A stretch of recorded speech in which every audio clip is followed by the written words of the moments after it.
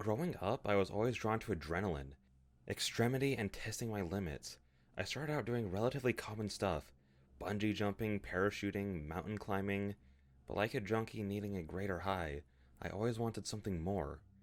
I gathered a group of like minded friends through my adventuring. There were 5 of us: 2 girls named Kate and Lena, 2 guys named David and Jake, and me, Adam. Together we moved on to more dangerous activities: base jumping, cave diving, things like that. 3 years ago, we had what we thought was a great idea. We would ski to the South Pole. It didn't take long for us to agree on this trip. Only Lena was against it, not liking the remoteness of the continent. But it didn't take much for us to persuade her. Soon, we were all planning, saving up money, and researching. On November 6th, we stepped off a hired plane at Hercules Inlet, a bay in the southwest of Antarctica, and the beginning point of our 50-day ski trek. Waiting for us was our guide, Leif Stenson. Jake had picked Leif personally. He had been recommended by one of Jake's traveler friends, who had also hired the Norwegian as a guide on an Antarctica trip. He struck me as a gruff, silent man. "Hey there!" Jake called out as we approached him, hauling our packs and skis behind us. "You must be Leif, right?" "Yes," he answered curtly. His voice was heavily accented. "And are you Jake?" "The very same," my friend smiled. He was a likable and friendly guy, in stark contrast to Leif's discontented manner. We made our introductions, and our guide immediately got down to business. "There are a few basic rules you must follow in order to stay safe. Obey my commands at all times. Do not wander off from the party. Do not walk away from camp." "Will we get a handbook?" Katie laughed. She was the joker of our group. Leif looked at her icily. "No, no handbook. You remember, or you don't go at all."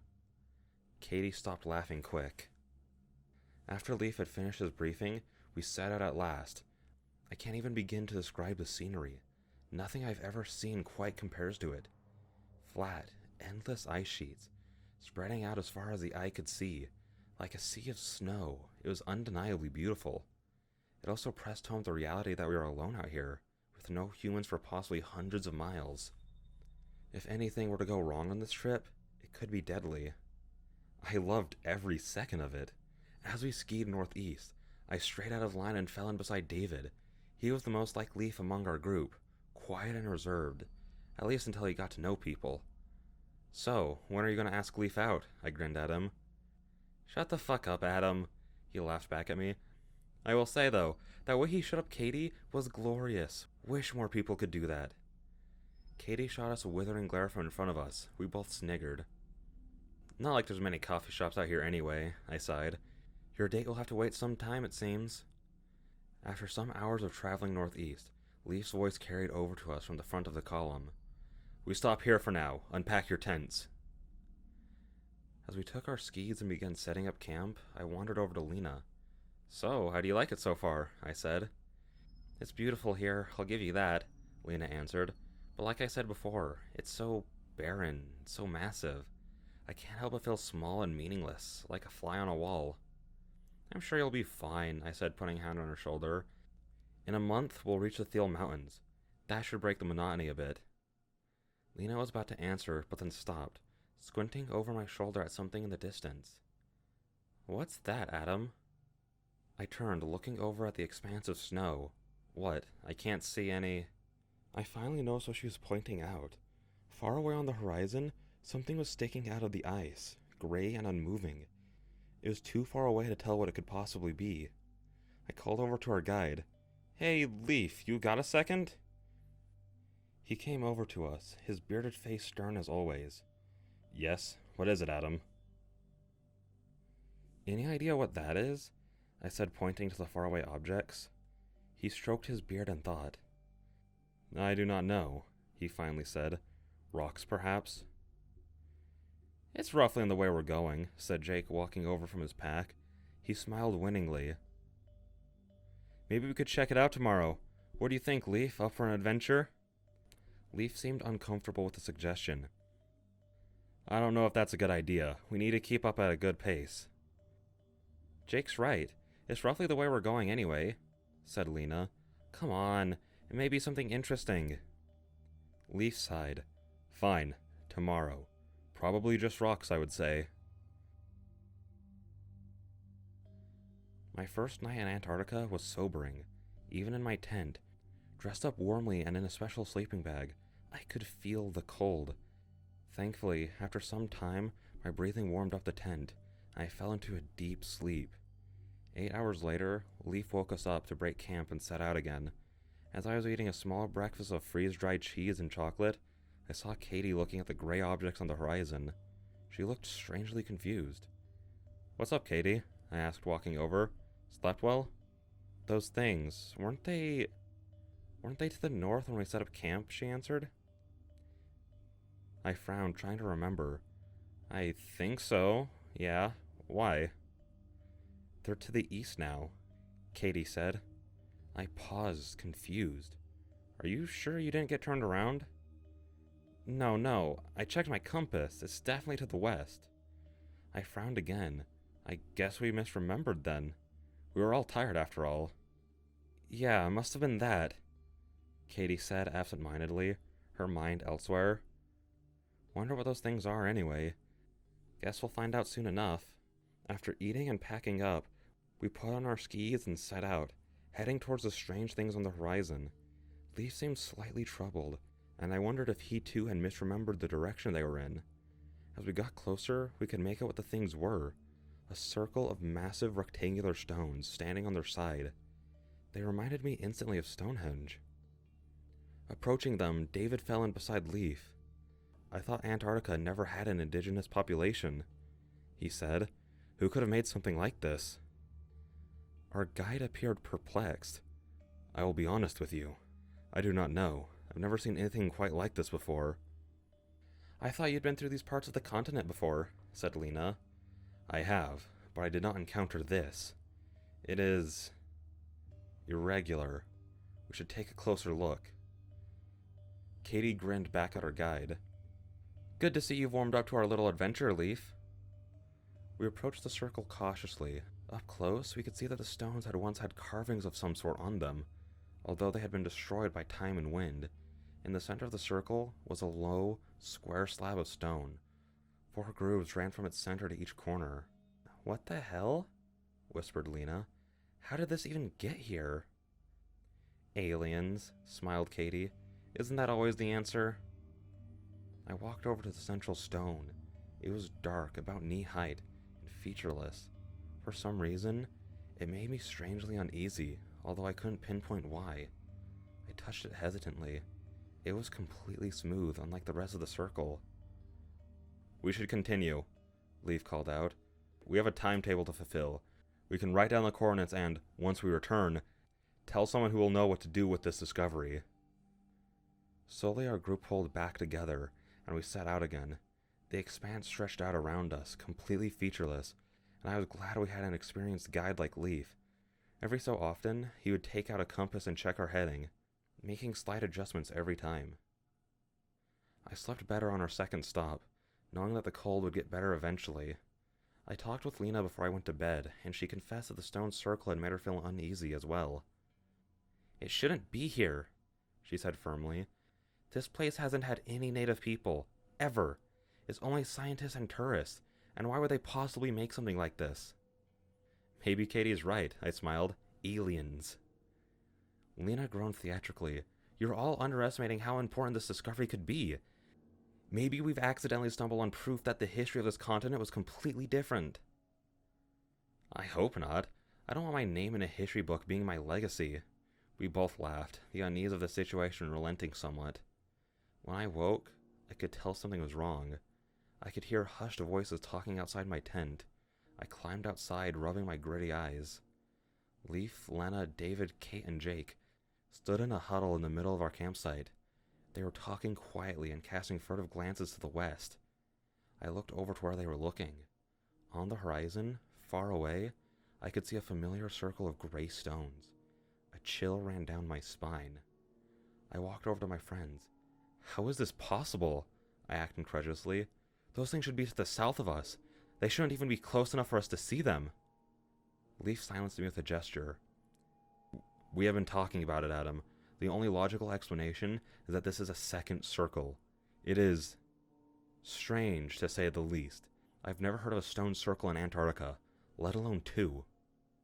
Do we go investigate it? Asked Lena. No, replied Leaf resolutely. Yesterday's detour already put us off our timetable. We must press on. I will write down these coordinates and we will pass them on to the experts later. We packed up and set off.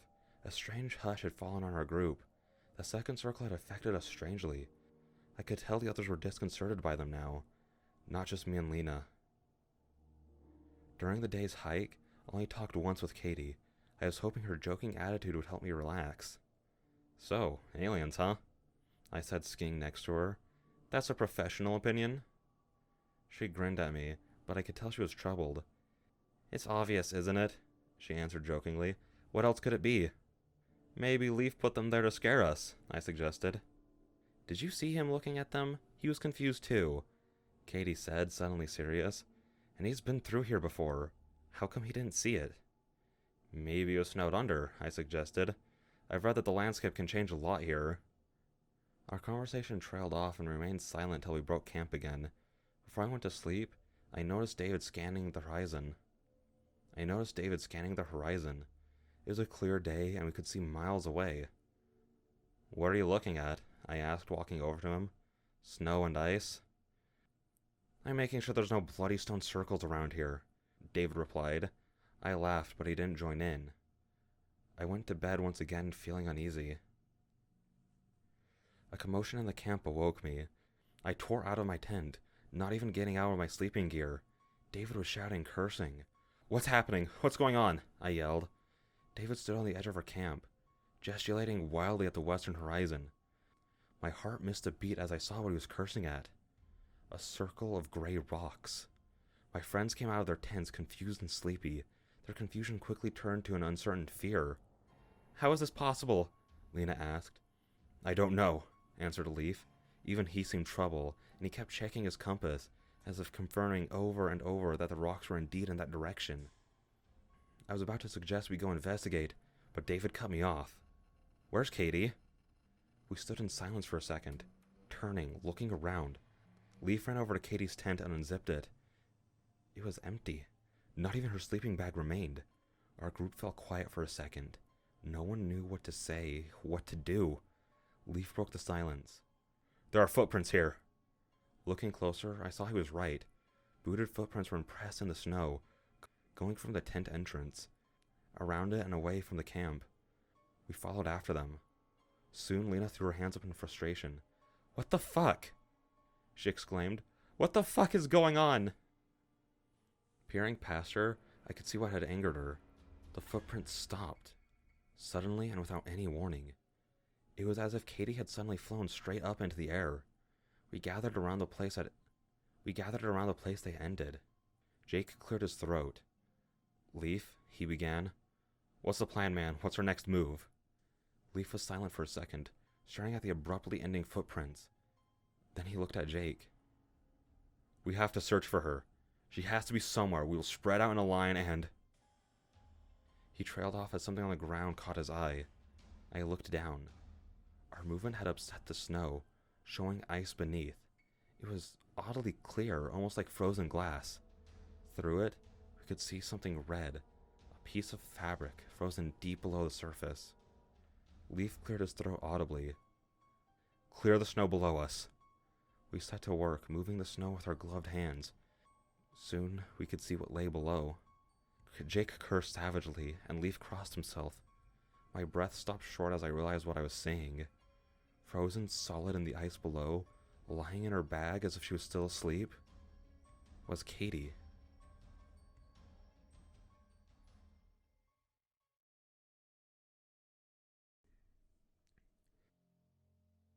Lena sat down in the snow, her breath coming in panicked gasps.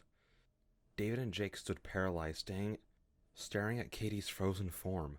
I grabbed our guide by the shoulders, turning him to face me. What the fuck, Leaf? I shouted. How did this happen? What the hell is going on? Leaf looked at me, his face like a carven rock, but I could see a gleam of fear in his eyes.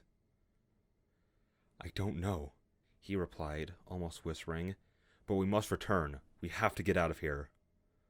What, and leave Katie behind? said David incredulously. You can't be serious. There is nothing we can do for her. She is dead. We have no pickaxes to dig her out. And even if we did, what would we do then?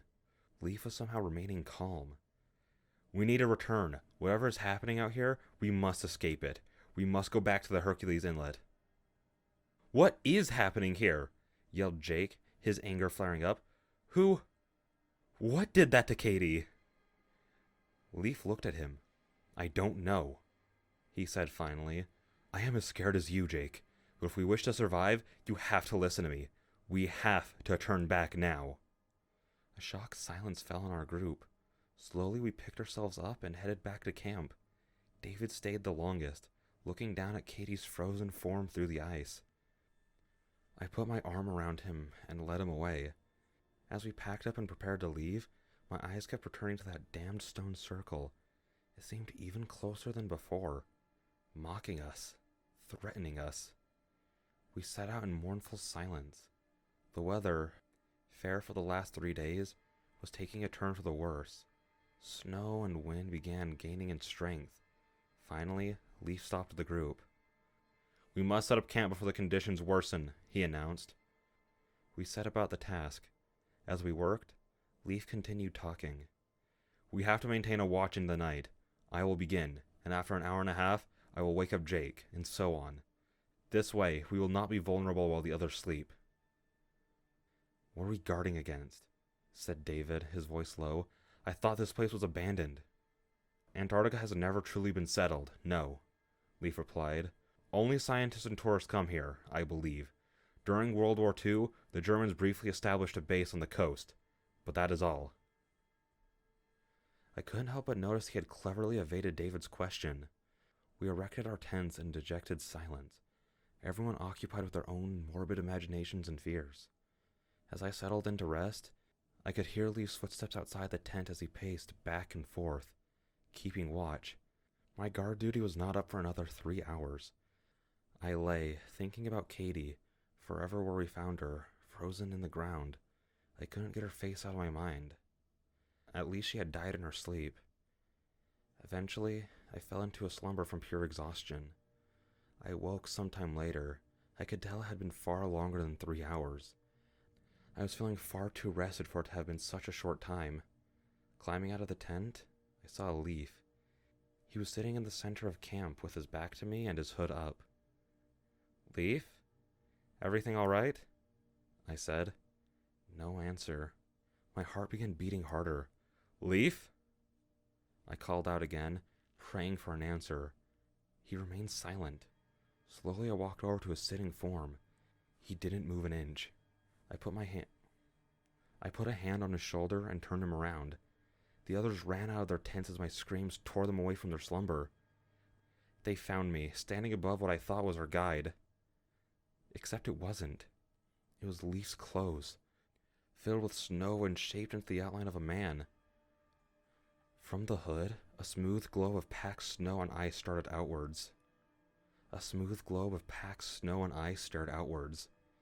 Shit, oh fuck, oh, shouted Lena, turning away from the figure. David was staring at it, completely motionless. It was Jake who woke us from our horrified trance. Guys, look. We stared at where he was pointing. Of course. A stone circle, this time to the east. David ran to the edge of the camp and screamed towards it. What do you want? He yelled. What do you want from us? I rushed over to him, Lena behind me. We put our hands around him and gently led him back to the camp. We have to keep moving, Jake said firmly, assuming command through force of will. Hercules Inlet is only 2 days away. We can't stay here. What difference does it make? Mumbled David. We have to keep moving, repeated Jake, his voice firm. We won't achieve anything by staying here. We broke camp and set out. David was visibly lagging behind, his eyes blank. He was in shock. I took turns with Lena, the two of us making sure he kept moving, and trying to take his mind off the situation with conversation. While Lena was in the back of our group with him, I went next to Jake. David's falling apart, man. I whispered to him. I don't know how long we'll hold it together, or what we'll do if he collapses. Jake looked at me. I could see the resolve in his eyes, so barely holding him together. In that brief moment, I truly admired his willpower. It's 2 days of Hercules Inlet, he said. If we keep moving, we'll make it there. David will keep it together. He'll have to. And if he doesn't? We'll think of something. No one gets left behind. Jake turned and pressed onwards, our conversation clearly at an end. We pushed on. The loathsome stone circle had now abandoned all rules of logic and space. It moved seemingly randomly, always on the horizon, but never shifting in a consistent way with our movement. I grew to hate the sight of it. Somehow, I had no doubt it was connected to everything that had happened to our group. By the time we stopped to make camp, David had recovered somewhat. He was still distant and brooding, but I hoped he would be alright for the time being. We quickly agreed that there was no point in standing guard over the camp. Whatever had happened to Leaf, it had happened while he was on watch, and he hadn't even managed to raise the alarm. We had a strange, naive sense of security while we stayed in our tents, like children hiding under their blankets at night. Even so, falling asleep was hard. The ever-present terror and foreboding, the fear of being taken next. It was hours until exhaustion finally put me to sleep. I dreamed that night, a horrible nightmare. Someone was opening the front of my tent. I lay in terror, holding my breath. The zipper went down. A grasping hand grabbed my legs and pulled me, kicking and screaming into the snow outside. A dark hooded figure stood above me. It reached down with gloved hands, going for my neck. I flailed wildly about, searching for a weapon. My hand tightened around a skiing stick lying in the snow. I lashed forward, driving it like a spear into the figure's throat. Blood spouted out. It gurgled horribly. I woke. I could immediately tell that something had happened in the night. Lena was crying outside, low, heaving sobs. Jake was comforting her. Silently, dejectedly, I climbed outside. David? Jake nodded grimly. Gone from his tent. Footprints? Yes. Where do they lead? Instead of answering, Jake pointed, gesturing behind me. I knew what I would see, but cursed loudly anyway when I saw the damn circle of stones in the distance behind me. It was a lot closer than before, about a mile away. We should go check it, Jake said, although I could tell he didn't expect to find anything good. He may still be alive. We didn't break camp before setting out. I think there was a slight hope shared among us that if we hurried, we would find David, and he would somehow be alive. As we approached the circle, we could see something was lying on a central slab. I gestured to Jake and Lena to wait. Stay here, I'll check it out. They didn't argue. I walked into the circle cautiously and approached the central slab. I almost vomited when I saw what was on it. David, covered in blood. It was running away through the 4 grooves on it, a frozen trickle leading to the 4 corners of the stone on which he lay. His throat was speared through with a ski stick. My ski stick. I retched, gasping for air. I couldn't have done this. I had been sleeping. Had I? Was it a dream? Was I sleeping? I stumbled back to the others. Lena saw my expression and her face fell. David, is he... dead? I said hoarsely. I wish we had cried. I wish we had mourned our dead friend like people should. But no tears would come, no deep sorrow. Only emptiness inside our souls. I think that we were all too numb, too shocked to process the situation enough for an actual reaction. Some leftover survival instincts or self-preservation force kept us moving. We packed up our tents and left. It was some 4 hours into the journey when Jake stopped us. Guys, look. What is that? We turned, half expecting to see another stone circle. Instead, we saw a small, square building rising from the snow. It seemed uncannily out of place in the frozen expanse, like it had been dropped here by accident. Do you think we should go check it out? Whispered Lena. It's not a stone circle. That's gotta mean something, Jake said. We should have a look at least. What do you think it could be? I asked.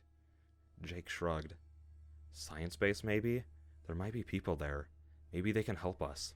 Maybe they know what's going on out here. We set out towards the building.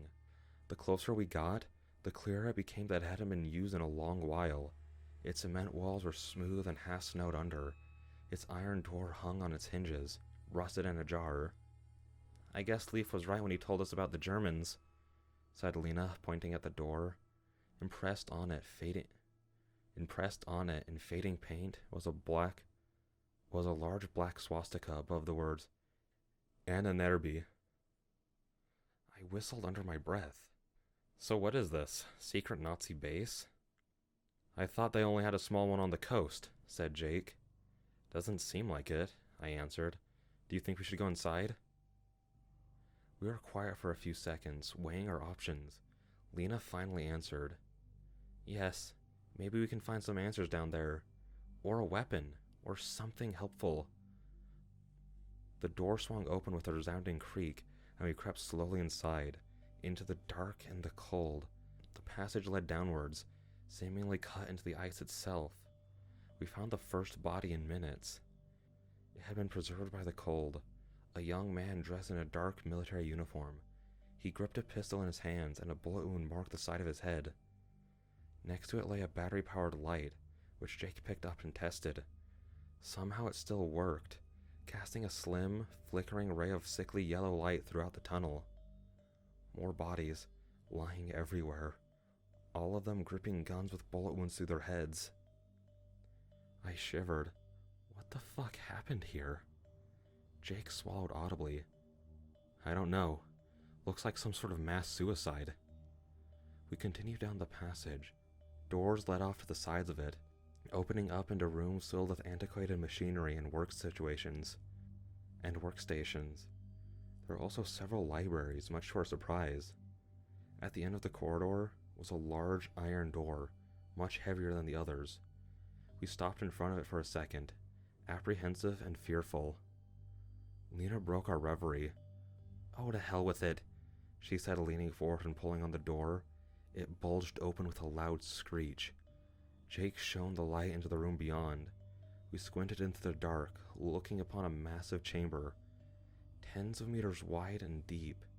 My heart dropped when I saw what it contained. Is that what I think it is? Asked Jake hoarsely.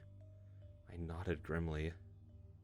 Before us, dominating the center of the room, lay a massive circle of gray stones.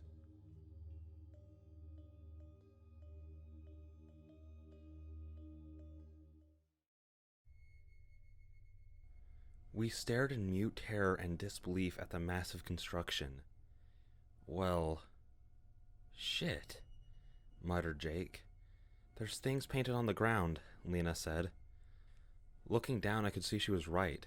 The circumference of the stone circle was drawn on the floor with a dark paint. Within, it was filled with stars, suns, and strange geometric shapes that made my head spin just from looking at them. Peering into the center of the circle, I could see that there was a body on the central slab. The dead man was sitting cross-legged, frozen in his final fatal position. Looking closer, I noticed he didn't have a gunshot wound like the others. A piece of paper, folded and yellowed with age, lay before him. Guys, come have a look. This one left a note. My friends joined me. Lena took the paper tentatively and opened it, careful not to damage the ancient page. I can translate this. You know German? Asked Jake, surprised. Lena looked at him, slightly amused, even in such a place as this.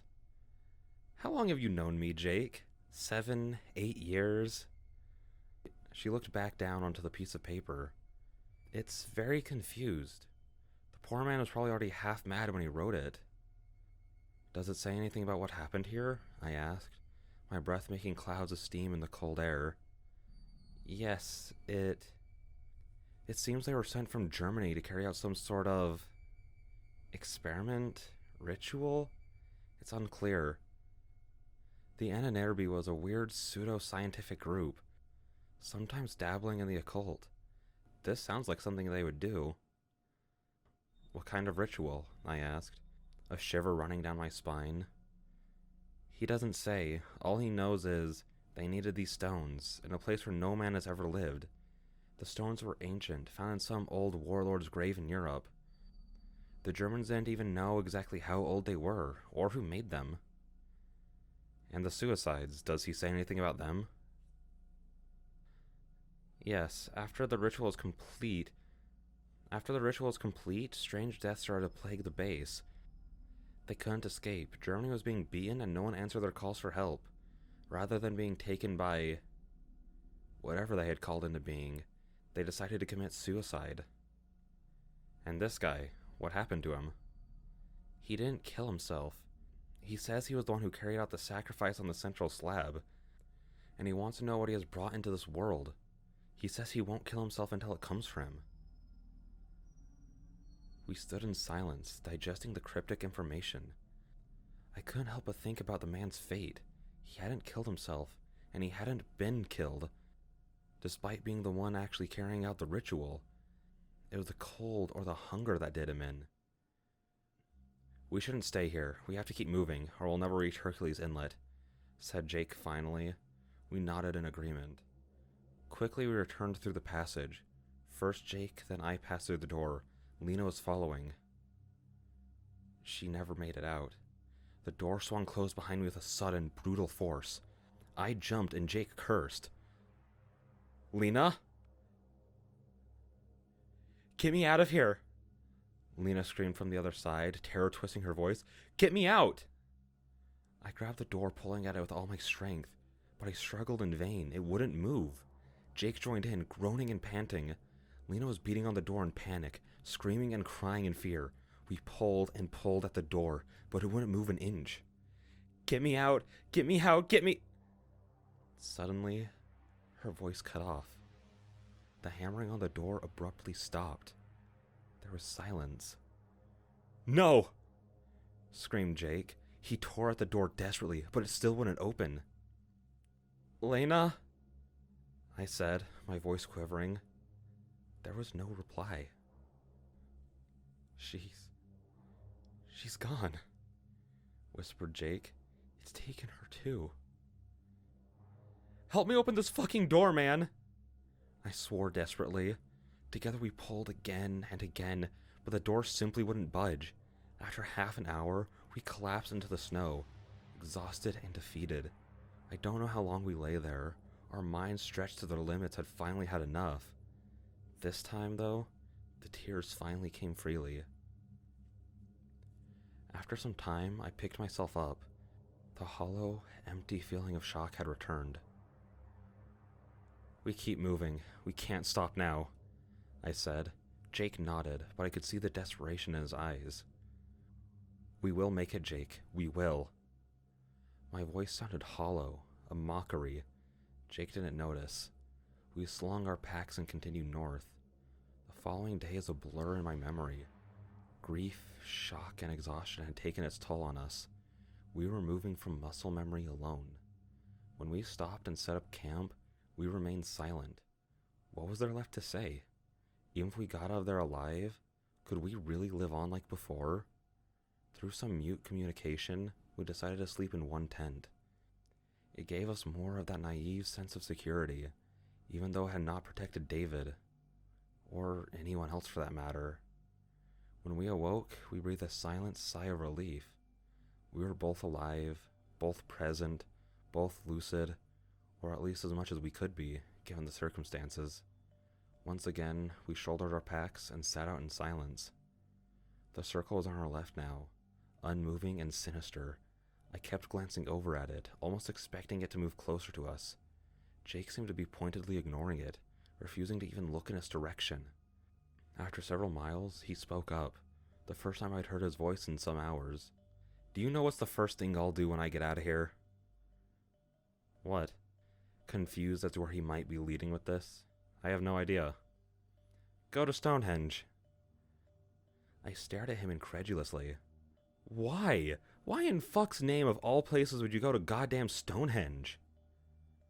Jake grinned. To take a shit on the stones there. I was silent for a second. Then I started to laugh. A hysterical, insane laugh. The type of laugh only someone on the brink of death, pushed beyond his limits, can have. Jake joined in as we skied forward. You can count me in on that, man. Yeah, revenge is Suddenly, there was a sickening, tectonic crack from beneath us. The earth shook and we swayed to keep our balance. The ground fell away. We had been traveling over a hollow in the ice, and without warning, it gave way. We fell downwards only a few meters, but the skis affixed to our legs made our landing clumsy. As Jake hit the ground, he let out a scream of pain. The air was knocked out of me as I hit the ground. I gasped, my lungs burning. I crawled over to where Jake lay. Are you alright? No, he said through clenched teeth, his face twisted in pain. I think I broke my goddamn ankle, Adam. My heart dropped, but I forced myself to my legs. Come up, I'll help you. Jake leaned heavily on me, and I slowly raised him to his feet. The second he put weight on his leg, he almost collapsed again. It's definitely broken. Fuck Adam, it's broken. Let's get out of this hole first, I said, forcing myself to remain calm. We had to take this one step at a time. Thankfully, the sides of the hole we had fallen into were sloped, making a crude causeway for us. Slowly, painstakingly, I helped Jake get out of the hollow. Every step he would wince and gasp in pain. Once we were on the surface again, Jake sat down onto the snow. What do we do now? He said. I can't walk, I can't ski. I didn't know. Let's just stay here for now. Rest your leg. Maybe it's just sprained and we can continue later. Sounds good, answered Jake, but I could hear it in his voice. We both knew his ankle was broken. No amount of rest would help him. While Jake rested, I took a ski pole. It had been Lena's and broken in half. I cut a length of rope from our supplies and approached Jake. What's that? He asked. Splint, I answered. He smiled thinly.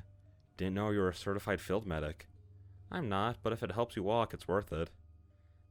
I tied the makeshift splint to his leg. Jake hissed in pain when I tightened the rope.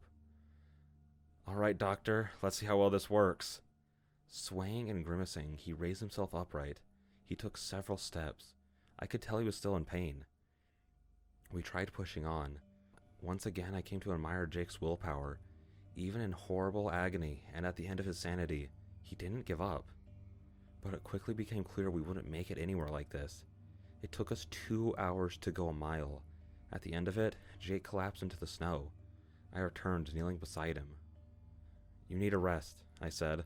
We'll move on later. I'm no use to you, Jake whispered. I'm just slowing you down. We'll never make it at my pace. Don't talk like that, I said, anxious for my friend to not lose hope. It's true, Adam, he answered, looking up at me. I'm just dead weight now, and whatever's hunting for us, that damned circle, it won't let us leave, will it? It's been playing with us all this time. He laughed. It was an empty, morbid sound. For all we know, it's been leading us in circles anyway.